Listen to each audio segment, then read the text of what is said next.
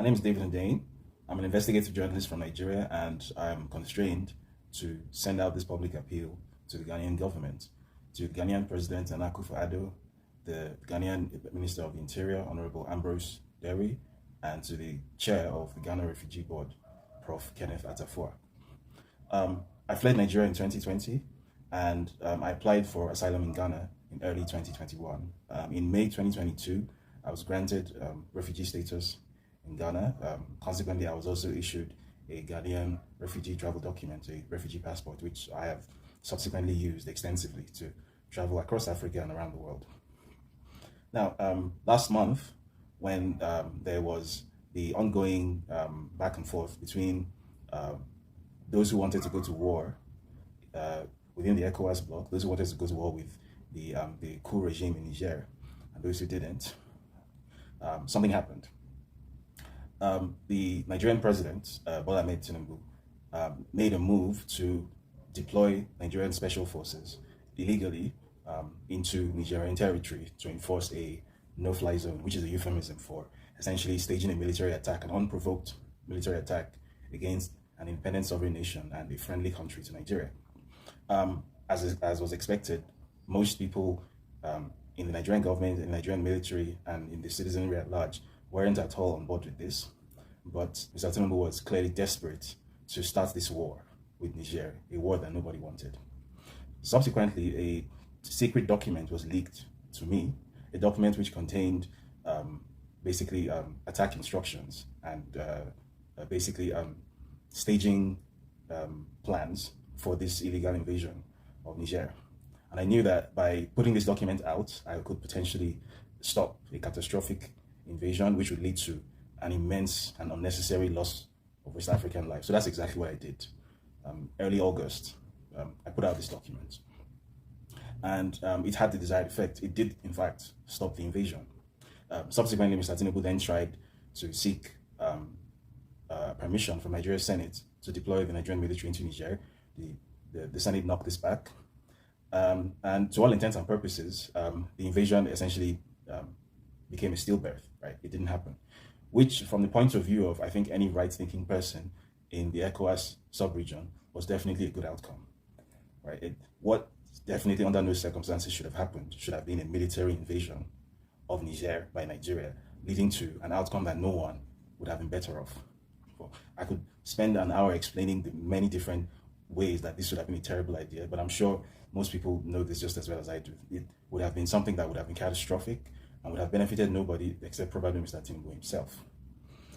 Now, after I leaked this document, I was made aware from several sources that the Nigerian military establishment and the Nigerian intelligence establishment became essentially particularly enraged with me. So I've been a person of interest for a long time, but with that, I became designated as something of an enemy of state. And as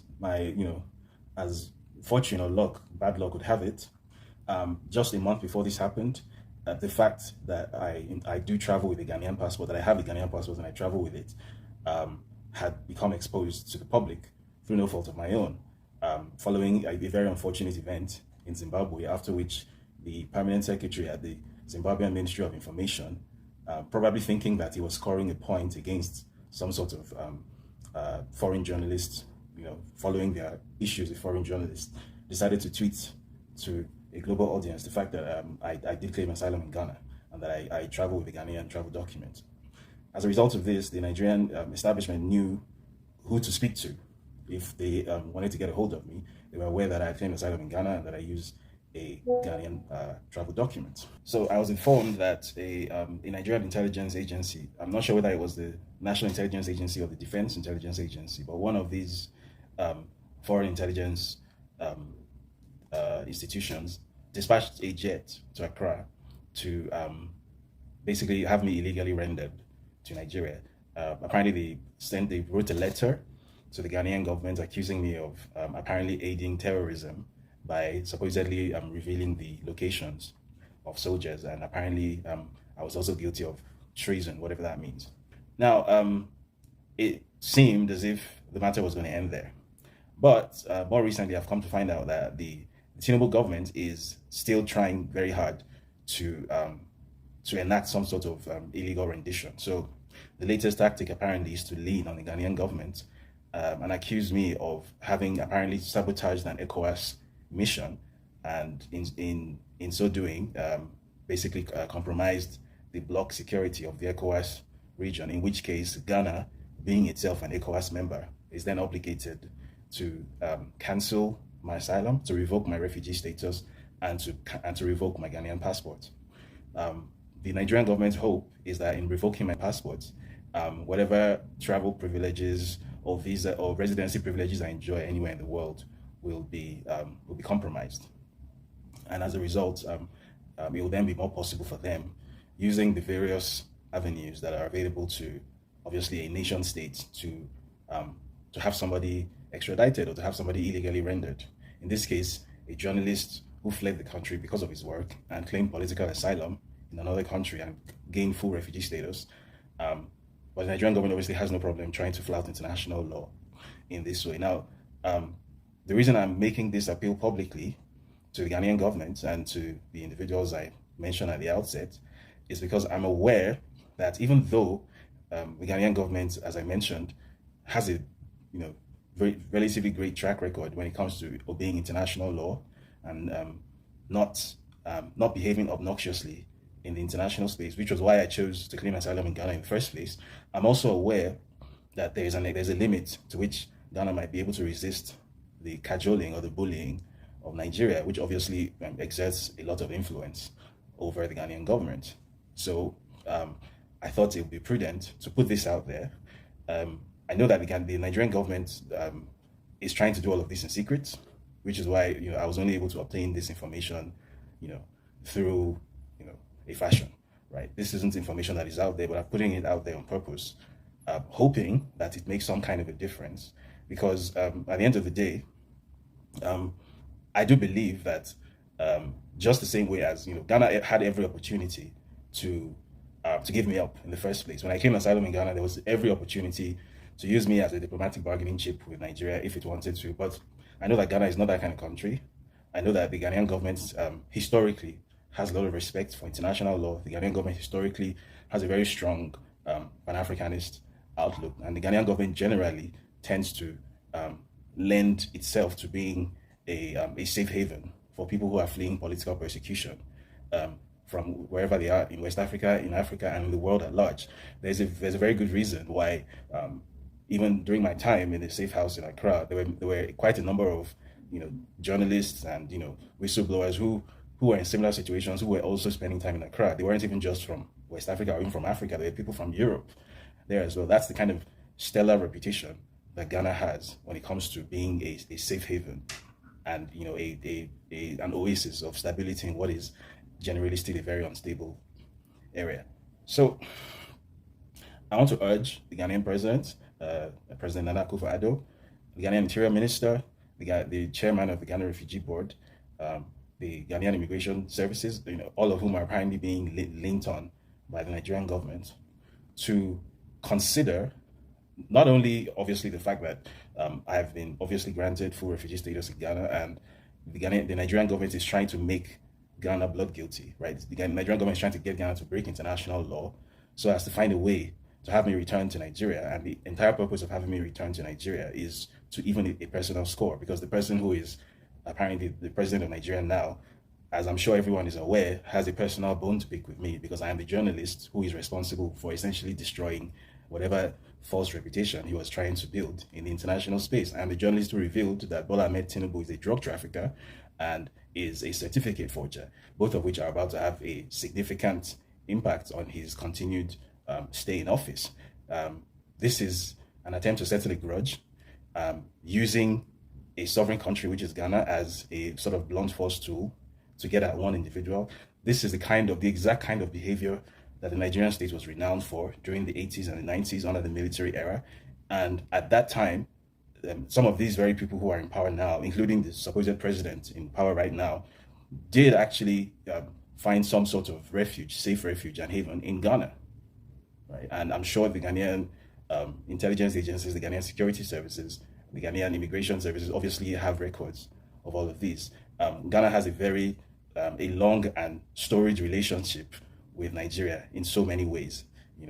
Specifically when it comes to serving as a safe haven for people fleeing political persecution in Nigeria. Without the support and hospitality of Ghana and of the Ghanaian government, a lot of the work I've been able to accomplish over the past few years could never have been done. I might not even be alive. Right? The Ghanaian government has been nothing but honorable in its dealing. So I want to urge the Ghanaian president to resist the temptation to allow an illegitimate Nigerian president to push Ghana into breaking international law. I obviously don't need to mention that there's a law called the Law of Refoulement, which forbids the illegal repatriation of political refugees back to the country that they fled from, where they are going to face persecution. It's very well known that if for whatever reason I were to be returned to Nigeria, I would not survive it. This is not a secret. So I'm putting this appeal out there publicly. I wasn't going to do this initially, but seeing as it doesn't look like there are that many options left, and the fact of my use of a Ghanaian passport and my permanent residency in Ghana is going to be used, or is the Nigerian government is trying to weaponize that, and Ghana, for all its best efforts, for all its best intentions, might not be able to resist the bullying of the Nigerian government. I'm constrained to put this message out in the public domain, at the very least for record purposes. So if anything were to happen to me, I hope it doesn't happen, but if something were to happen to me, everyone should know who is responsible for it and under what circumstances these things happened. The Ghanaian government, as I said, has been nothing but good to me. The Ghanaian government has behaved excellently, historically and presently. I hope that continues. I hope it's able to resist the tactics of the Nigerian intelligence agencies, the NIA, the DIA, the DSS, which are parts of the erstwhile, the infamous NSO security organization, which used to carry out this exact sort of illegal international activity back in the 80s, because apparently that's the era that we've gone back to now. But in the event that it does, in the event that the Ghanaian government isn't able to hold Nigeria off, and my Ghanaian passport is revoked, my Ghanaian permanent residency is revoked, I'm also appealing to international institutions that may be watching this to lean on whoever can be leaned on to see that this reaches some sort of resolution. And in the event that there is no resolution and I end up becoming a journalist who ends up dead because I did my job, well, I want everyone to know who was responsible. So that's why I'm putting out this appeal. I hope the Ghanaian government does the right thing. I have faith in them. They've always done the right thing more often than not. There are so many more people like myself who have found a safe refuge and a home in Ghana.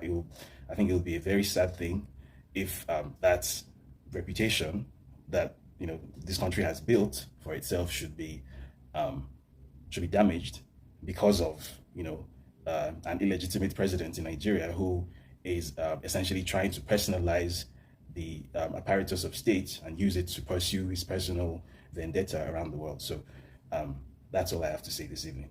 Thank you for listening.